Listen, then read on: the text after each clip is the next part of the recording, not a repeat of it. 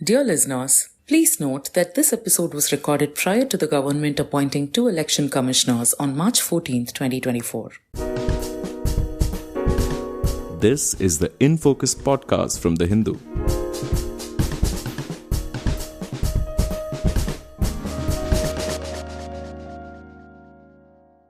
Hello and welcome to the Hindus in Focus podcast with me, Amit Baruah, your host for this episode. The resignation of Arun Goel as election commissioner just ahead of the 2024 Lok Sabha elections has created ripples in Indian politics. Possibly for the first time since 1993, a single-member election commission is currently supervising poll preparations in the world's largest democracy. There is no word on why Mr. Goel, who was handpicked by the BJP government, quit, but some media reports point to differences with the chief election commissioner, Rajiv Kumar. So what does Mr. Goel's resignation spell? Will the government rush to appoint two election commissioners under the new law that gives the political executive a majority in the selection process? Do election commissioners grow a spine after taking office? To discuss these issues, I have with me today independent journalist and author Nilanjan Mukhopadyay. Welcome to the In Focus podcast, Nilanjan. Thank you, Amit, for calling me and speaking on this very important subject. Nilanjan, what do you make of Mr. Goel's resignation? It is actually very difficult to say as to why he has resigned. But I can say that if his service, which we all know was till December 2027, and he's resigned despite that, then this could be only because of two reasons. That is what it comes to my mind. The first is that he has been assured of a better position. When I say he has been assured of a better position, obviously it means by somebody within the government. Or the second factor could be that he is very angry for certain reason and he thinks that his position has become untenable within the election commission and he resigned. You mean to say he has some major differences possibly with the chief election commissioner and functioning is no longer possible? Is that something which might have happened? That is one of the things. The other is that there could have been a conflict with the executive also, because we know that since 2019, the executive has been straying into the powers of the election commission. You remember that the election commissioners were actually called to the Prime Minister's office to discuss the subject in 2019. So this government has actually not been very respectful towards autonomous institutions, and given the fact that the election commission has a very peculiar position within the system, I think that possibility should not be ruled out, that there was some kind of a problem also with people in the government. Right. But we can only speculate, because until and unless actually somebody decides to formally inform the public, there's no way that the truth will be known. Till the time the government does not, or Mr. Goel himself does not make the reason public, there will be all kind of speculation, and I guess everybody of us is entitled to her or his favorite theory. So, Nilanjan, speculation aside, what do you think that a single member election commission means for the conduct of our Lok Sabha polls, which is, a notification for the polls, could theoretically be issued any day now? If you look at it by law, there is absolutely no bar on a single election commissioner, the CEC in this particular case, actually conducting the elections. Till 1989, as we all know, there used to be a one-member election commissioner. Then it became a two-member. There was a series of controversies from 1989 to 93. Eventually, then you had a three-member election commission with one CEC and two other election commissioners.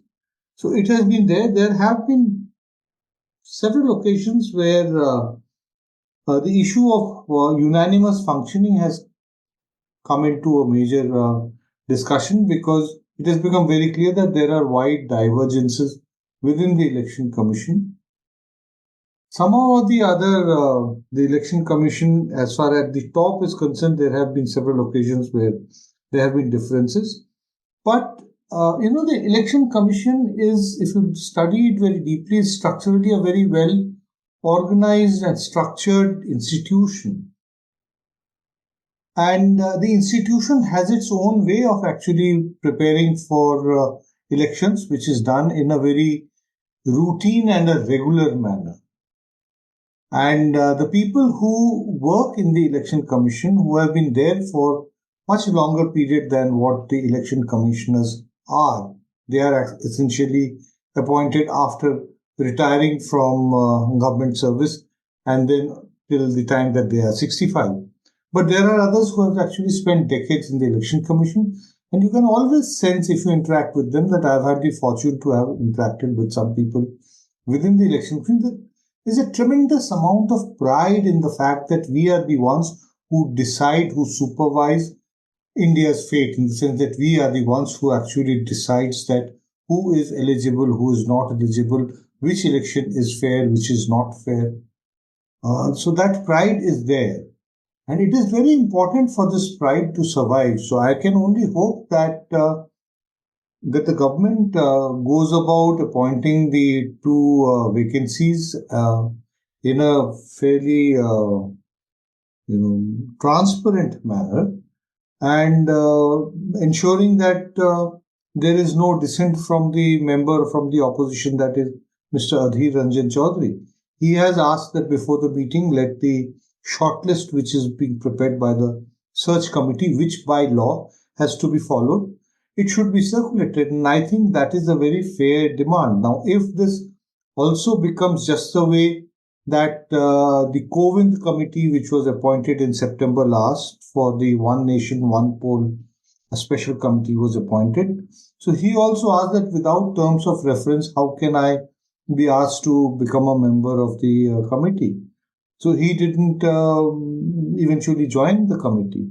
So obviously credibility gets eroded. So in this case, if the meeting is there and Mr. Modi is there, the Prime Minister is there, along with his chosen Union Cabinet minister, just the two of them are there and they end up appointing two election commissioners, the choice is definitely not going to be as credible as in the case that if there was the opposition member also present in the meeting. Nilanjan, in 2022, actually, Mr. Arun Goel was appointed even as the Supreme Court was hearing the matter, the matter of appointments. And we now have a situation where, on the 15th of March, the Supreme Court is supposed to hear the issue of appointments. And the petitioners have desired that the Supreme Court Chief Justice should be restored to that 3-member panel. So in such a situation, do you think the government should go ahead with the appointment, or should it wait for an order from the Supreme Court? It is actually very difficult to say that whether they should wait or not.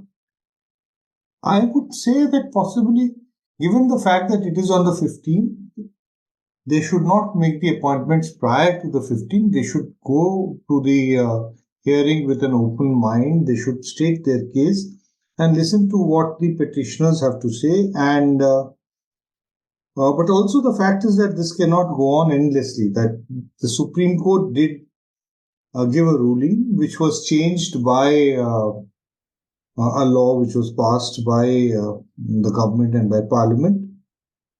I still have not been able to understand the logic of the government to change the composition as was recommended by the Supreme Court. That is, the Chief Justice of India should be a member of this appointing committee. Now, the way the government struck out the Chief Justice of India from this committee and included one cabinet minister, it presents the Chief Justice of India as an adversary in an adversarial role, which I do not think is very good for the image of Indian democracy. We have to understand that this government in any case has the reputation and the image of someone which has not really nurtured institutions and the Indian democracy, that laws, you can only keep on trying to improve laws. There are, of course, laws guiding the Election Commission of India, and it is the responsibility of the executive to keep on thinking of ways by which you can improve upon laws, not make it more retrograde. So something which is more transparent, something which is more fair, given the fact there is a Prime Minister, there is somebody from the opposition, and then from the Chief Justice of India, there could not have been a fairer selection committee to appoint the election commissioners and the Chief Election Commission. But if the government has actually changed it, then obviously it means that there is some ulterior motive. That is what would be understood by most people. And if the opposition makes such a criticism that this government actually wants to back the election commission with their officers who are just going to parrot what the government wants to be said, then it is very unfortunate that if the government is willing to live with that accusation. And what is your sense, Nilanjan? I mean, from whatever you say, it looks as if the political executive wants to hold a majority in this committee, which would lead some people to believe that they want to pack the commission with people of their choice who would do their bidding. I mean, that is unfortunately the way people are going to perceive it, because that is what the government does. I was giving you the example of the COVID committee. What was the tearing hurry for everything to be done in that very dramatic manner in the middle of calling a special session of Parliament without actually divulging what was the agenda? This government actually does most of its decisions are to create a big hype of its actions and trying to mystify everything. And as I was saying also earlier, that it definitely wants to have a majority in almost every decision-making body. And how would you look at it from the point of view of independence and credibility of elections? I mean, India has prided itself on being the largest democracy, a hugely successful functioning democracy. Do you think it has any implications for this?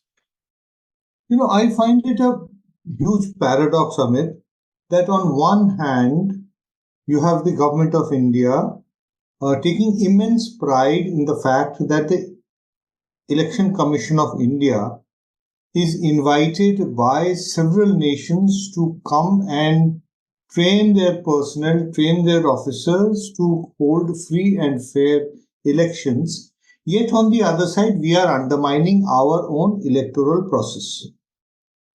Few years ago, let me take you back to 2018. There was a by-election in the Kairana Lok Sabha constituency in western UP.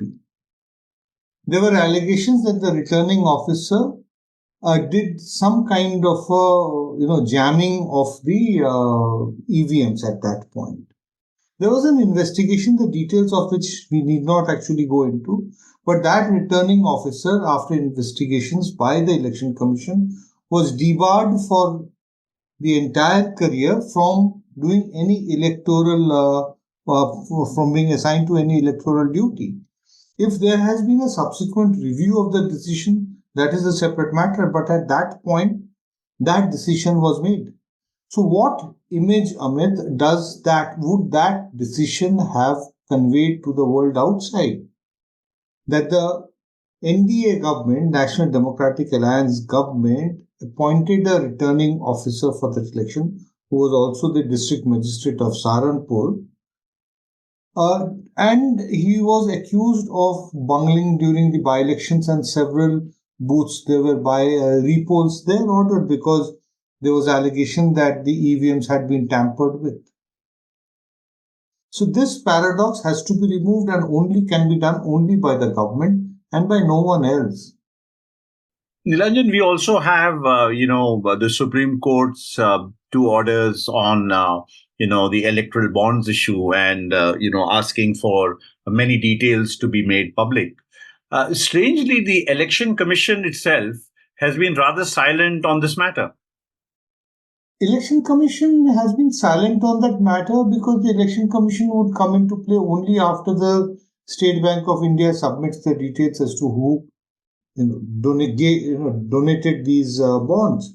and then to which party and how it was encashed. So now we have to wait for the Election Commission of India to put all the details in the on their website, and only then can we actually get into analysis, because it is not going to be so simple that we get a list of electoral bonds and then we can tally, okay, this bond was bought by so and so company and given to party X or party Y, and it was encashed on such a date.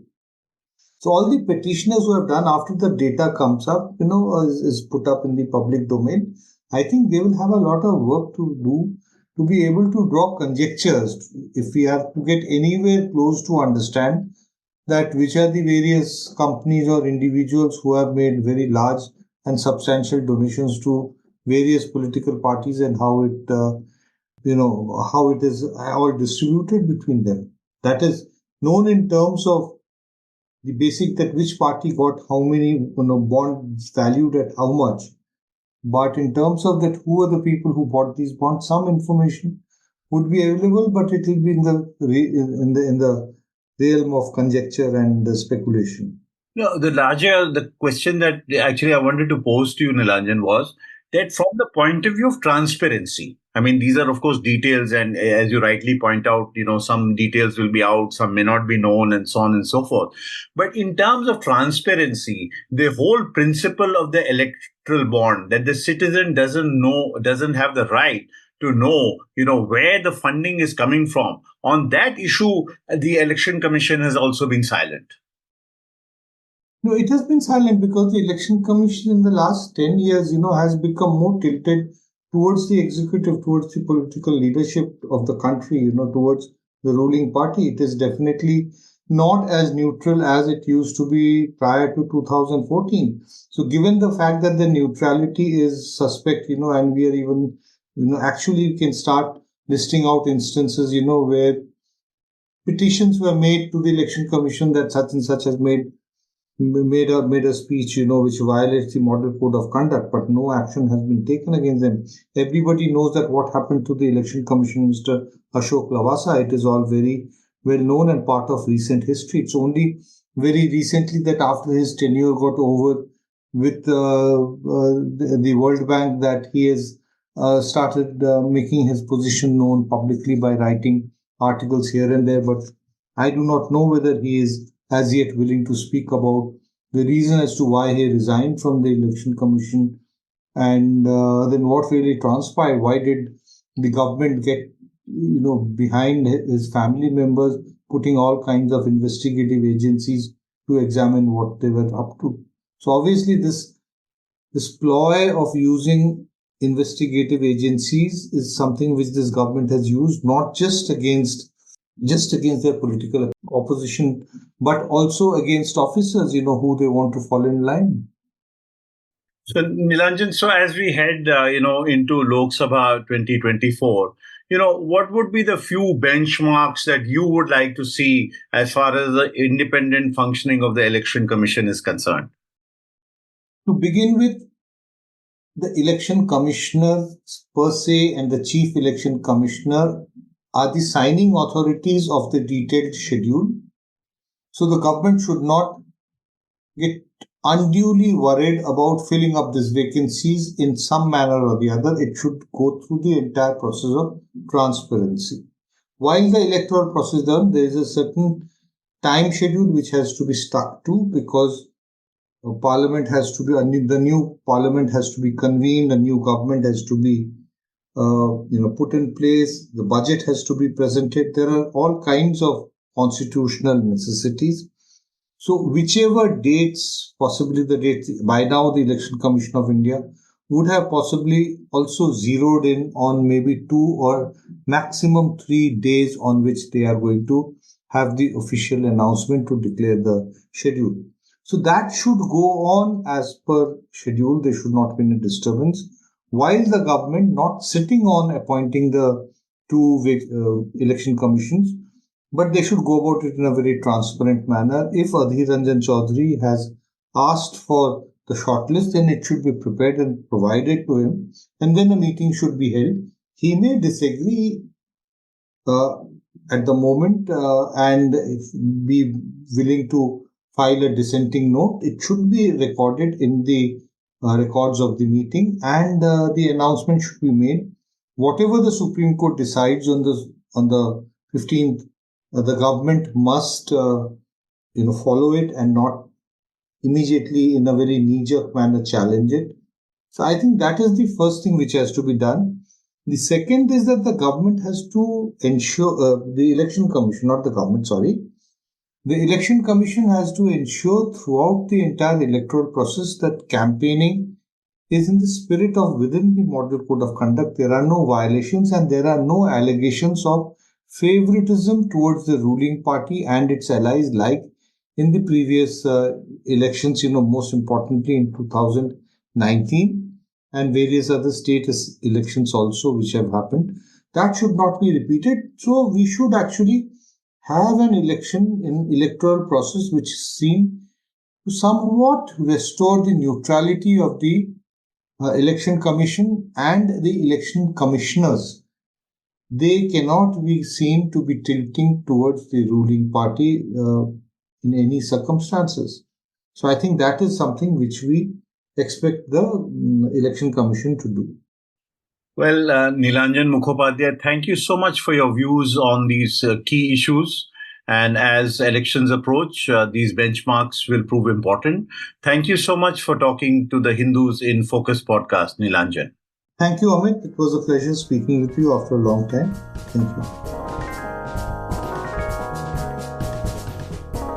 In Focus will be back soon with analysis of the biggest news issues.